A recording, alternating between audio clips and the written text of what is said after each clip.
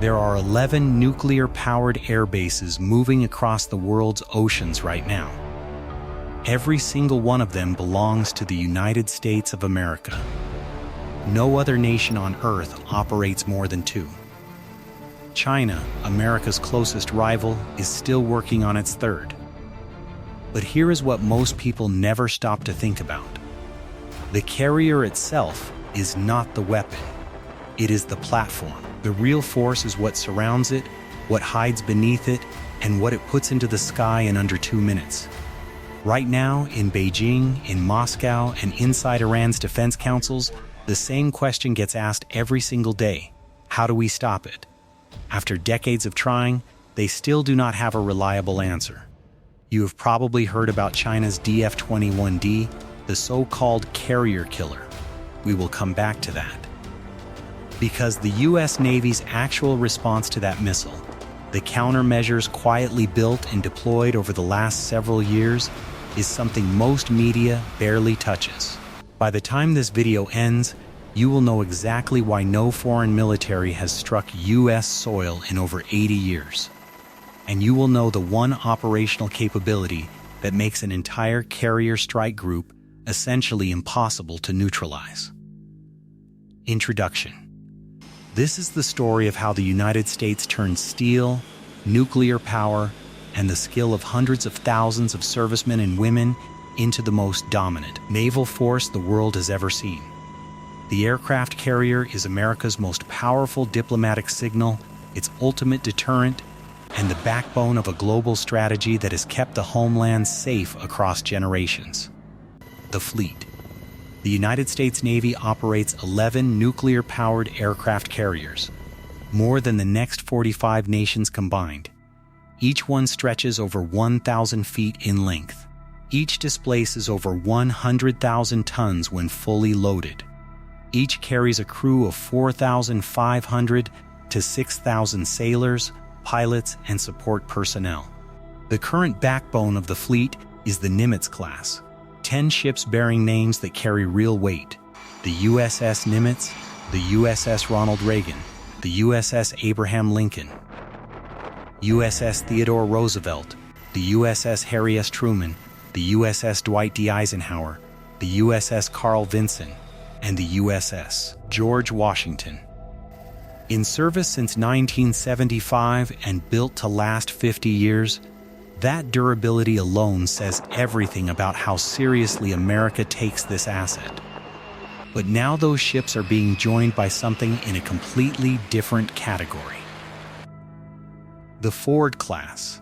The USS Gerald R. Ford, CVN-78, is the lead ship of the next generation.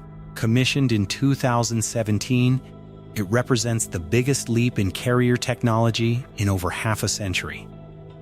3 things make it genuinely different. First, the launch system.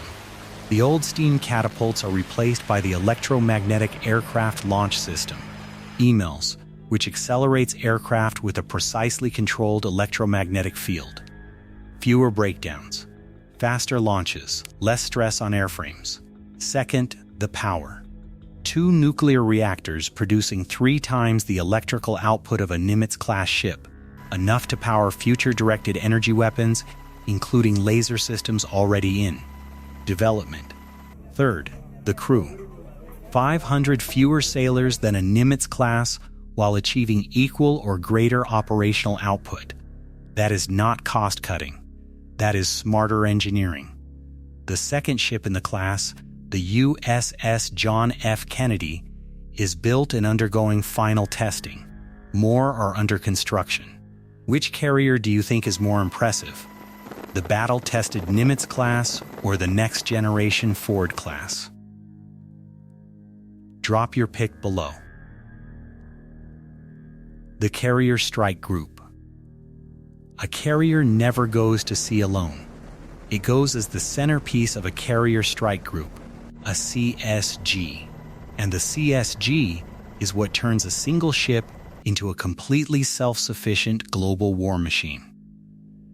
Here is what surrounds it. A carrier air wing CVW of 60 to 70 aircraft, FA-18 Super Hornets for strike and air superiority, EA-18G Growlers for electronic warfare that jams and blinds enemy, E-2D Hawkeyes providing airborne radar and battle management hundreds of miles from the ship, and F-35C Lightning II 5th-generation stealth.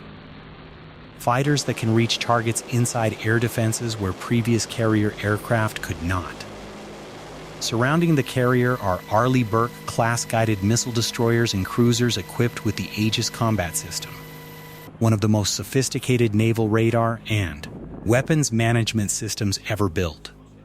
Running beneath the surface is at least one nuclear attack submarine screening the entire group, and trailing behind, a fleet replenishment ship that allows the CSG to stay at sea for months without ever returning to port. One CSG can strike any target within 900 miles of water, intercept ballistic missiles in flight, hunt and destroy enemy submarines, jam enemy electronics, and sustain all of that around the clock for months. Nothing else on Earth does this. Before we go any further, if this video is giving you real information, take 1 second to like it and subscribe. Over 98% of people watching right now have not subscribed. It costs nothing and makes a real difference. Hit that button. Global presence. At any given moment, 3 to 4 American carrier strike groups are deployed somewhere around the globe. Not in port, not training. Deployed and operating. When tensions in the Middle East escalated through late 2023 and into 2024, with U.S. assets under attack in the Red Sea region, Gerald R. Ford CSG and the USS Dwight D. Eisenhower CSG repositioned to the Eastern Mediterranean within 72 hours. 2 complete strike groups, over 150 aircraft, dozens of warships, no shots fired. The arrival itself was the message. In the Indo-Pacific, the USS Ronald Reagan is permanently forward deployed at Yokosuka, Japan, not rotating in and out. Stationed there year-round as a constant, daily reality check for any regional actor wondering about American resolve. Presence is deterrence. That is the strategy, and it works. The layered defense. Can an enemy just hit a carrier with a missile? Here is the honest answer. To reach the carrier, you first have to get through one of the most layered, redundant defense systems ever built. The outermost layer is the attack submarine, running silently in a wide perimeter, hunting any enemy vessel or submarine before it gets close. An adversary trying to approach an American carrier group must first slip past one of the most capable hunters in naval history. Most would not make it.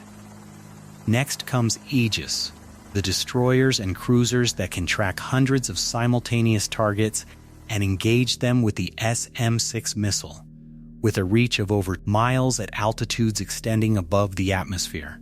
Ballistic missiles can be intercepted before they even begin their descent. At close range, the close-in weapon system, CWIS, a radar-guided 20mm rotary cannon firing 4,500 rounds per minute. Woven through all of it, the EA-18G Growler, actively jamming and degrading the guidance systems of anything headed toward the group. The carrier does not depend on any one of these layers. It depends on all of them, working together. That combination is what makes an aircraft carrier so extraordinarily hard to destroy. Why rivals cannot catch up. China is building carriers. That is a fact worth taking seriously. But the gap between what China has and what the U.S. Navy operates is not about ships alone.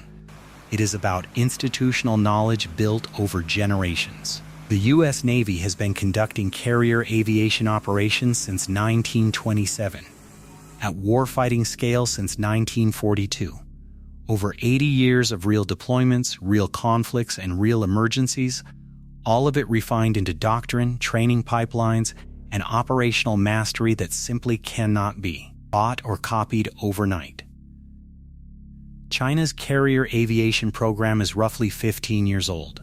Their newest carrier, the Fujin, does feature a catapult launch system, but it is conventionally powered, not nuclear, which limits its range, its operational tempo, and its ability to sustain advanced systems over long deployments. Russia's single carrier, the Admiral Kuznetsov, has spent more time in dry dock for fires and mechanical failures than it has at sea. It is not a serious combat-ready asset by any honest measure. The math is straightforward. 11 American carriers, 3 Chinese, an experience that cannot be manufactured on a timeline. The carrier killer debate. Now, the DF-21D. China has marketed this anti-ship ballistic missile as a carrier killer for over a decade. The claim, hypersonic terminal speed, maneuvering guidance, capable of hitting a moving carrier at ranges over 900 miles. Here is what those headlines leave out. Before you can hit a carrier, you have to find it. A carrier moves constantly, changes speed and course, and can cover hundreds of miles while a targeting chain is being established. The U.S. Navy maintains extensive capabilities: electronic deception, radar masking, emissions control, that make accurate, real-time tracking of a carrier in open ocean extraordinarily difficult. Even with accurate targeting data, any incoming missile must survive Aegis interception, growler jamming, and submarine-based countermeasures before it ever gets close. And critically, the DF-21D has never been tested against an actual, fully operational U.S. carrier strike group. Every effectiveness claim comes from Chinese state media and simulation. The real-world performance against a fully activated Aegis network with submarine screening active remains unknown. And there is a reason it remains unknown. Why it matters. For over 80 years, no enemy has bombed American cities. No foreign army has set foot on the continental United States. Carrier power is a significant part of why. Carriers do not just fight wars, they prevent them. When any crisis erupts anywhere on Earth, the first question in every U.S. government situation room is the same. Where are the carriers? Because their positioning alone reshapes the calculations of every actor in the region. They do not need to fire a weapon to change the outcome. Their presence is the statement. The sailors landing jets on pitching decks in total darkness. The submariners running silent for months beneath the ocean.